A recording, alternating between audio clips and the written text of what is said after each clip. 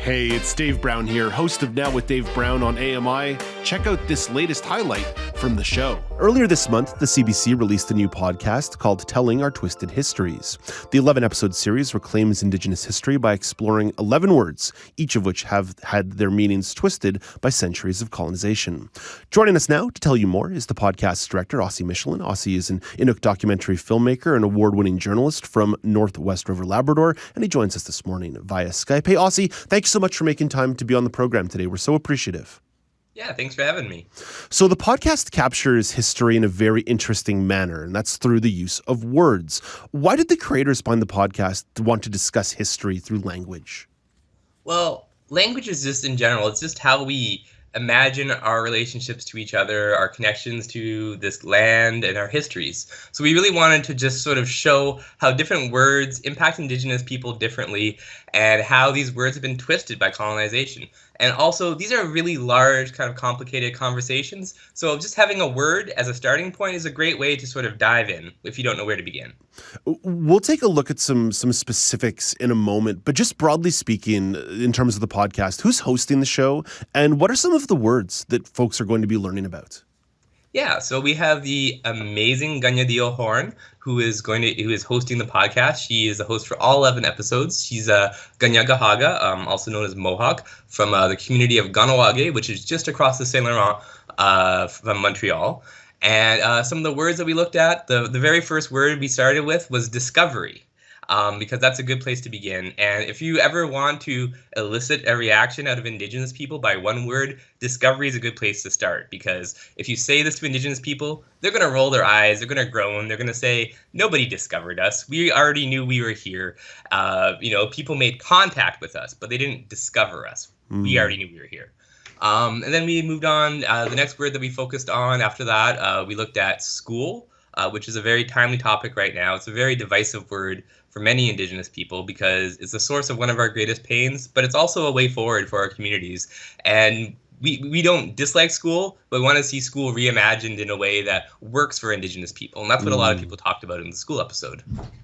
We actually have a clip here from one of the episodes with Ganya Horn discussing family names is the name of the episode. So let's actually give that a quick listen. Awesome. Olivia Ike Duncan from the Inuit community of Kuujjuaq. There's a story behind the name Ike. My mother's grandfather was a translator for the Hudson's Bay Company, who would travel with these white men as their translator, because he was a poor boy. He would go on planes with them, and he always wore old clothing and clothing that was too small for him. And people in the community called him Ike. In Inuktitut, I is the sleeve of a shirt, and to be ki is having a short sleeve. Aikitolo, he has a short sleeve. So this is how they say we got our last name. Ossie, something we talk about a lot here on the show is the way in which language frames conversation, that language is so critical. And we talk about identifying disability in particular ways. But this is a really interesting look at how family names have been a piece of colonization. So I'm curious how taking a look at this episode decolonizes the story of a family name. Yeah, well, many folks, many Indigenous peoples didn't even have a concept of last name until European settlers came here. And it was European settlers that were like, well, there's too many Joshuas, so we need to find a family name. So we need to assign you family names, or we need to ask you, what do you want your family name to be? Oftentimes they just went with the name of somebody's father. So in a ways, but that to say that it's not that we dislike having last names or family names. It's just that the story of how we got them is a little bit twisted. So that, but now people they identify with their family names. And for us in Indigenous communities, we use our family names as ways to know where each other is from, to connect with each other, to tell our relationships with the land, with each other.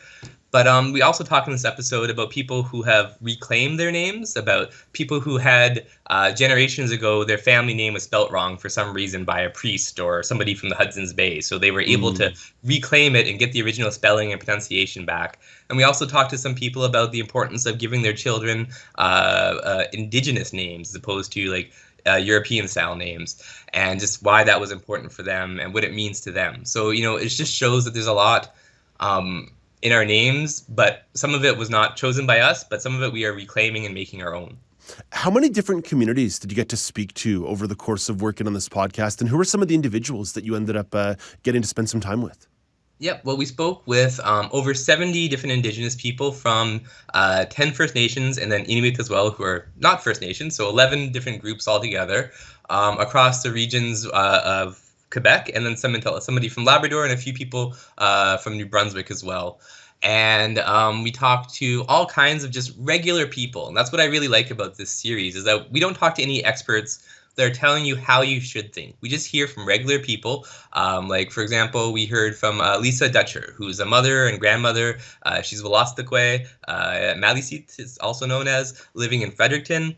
And she just kind of talked about her experiences and her views and, why certain words, how she reacts when she hears these words and how do they make her feel and how she would like these words to change or evolve or grow. And that's sort of what we heard from everybody. And I think that's why it's really important, because it's really personal and just sort of feels like you're sitting around the table with people, just kind of hearing what their perspective is. And it gives you a chance just to sit in and listen to what they're saying.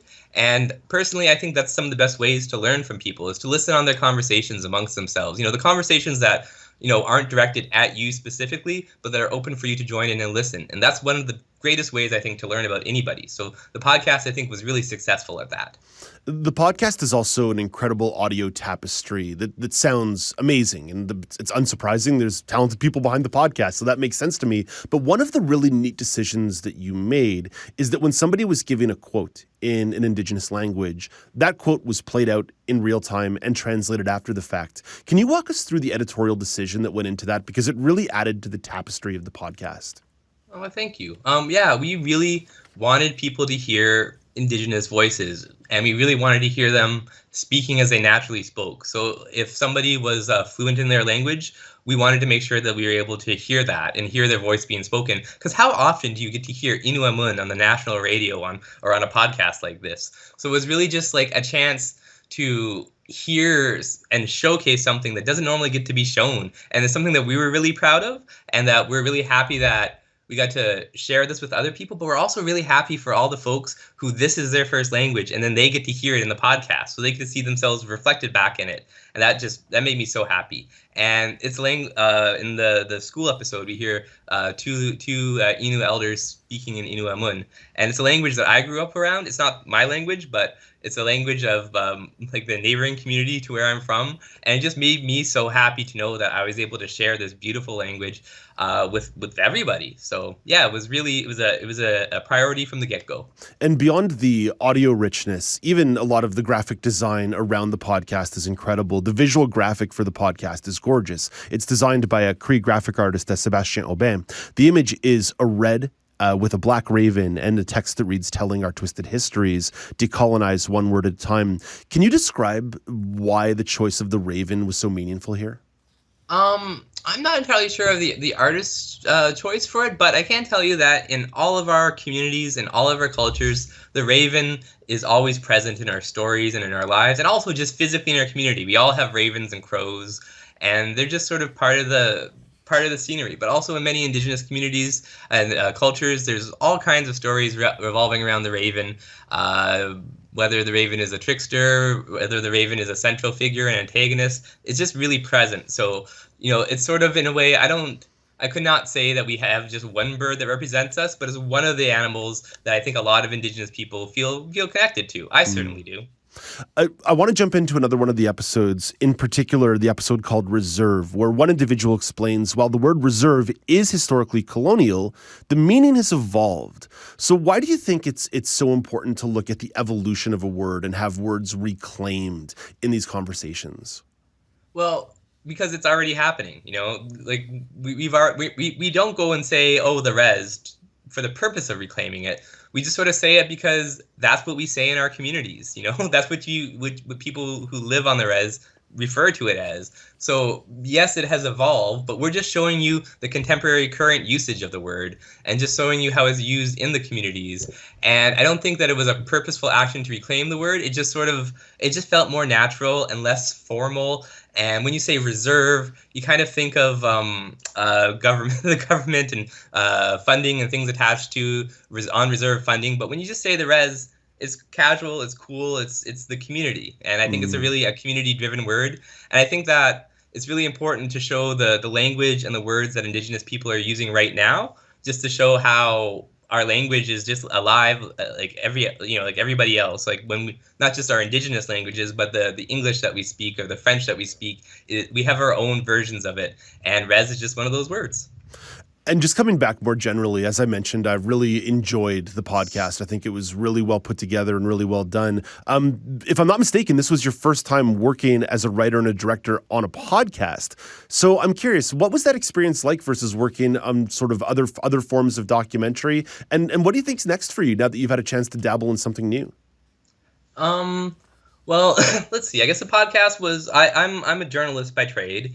And I really, it was different because I've never really made a series like this length, anything this long before. So it was really just, I had to stay very organized. We had over 25 hours of interviews to keep track of in 11 different words. So it was just really like, I just had to stay very organized and keep on track.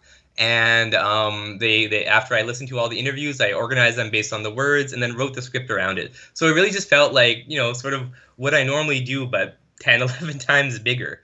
And what I have up next, well, I just finished making my first documentary film with the National Film Board called Evan's Drum, and it's going to be premiering this fall at different festivals around the country, and then eventually coming out online for free on the NFB website. And I'm really excited for that. It's about the return of drum dancing to Labrador, and it's about, it came back maybe about 15 years ago, and it's a story about a mother who's teaching her son to drum dance, and they learn how to make a drum together. And it's a really special short.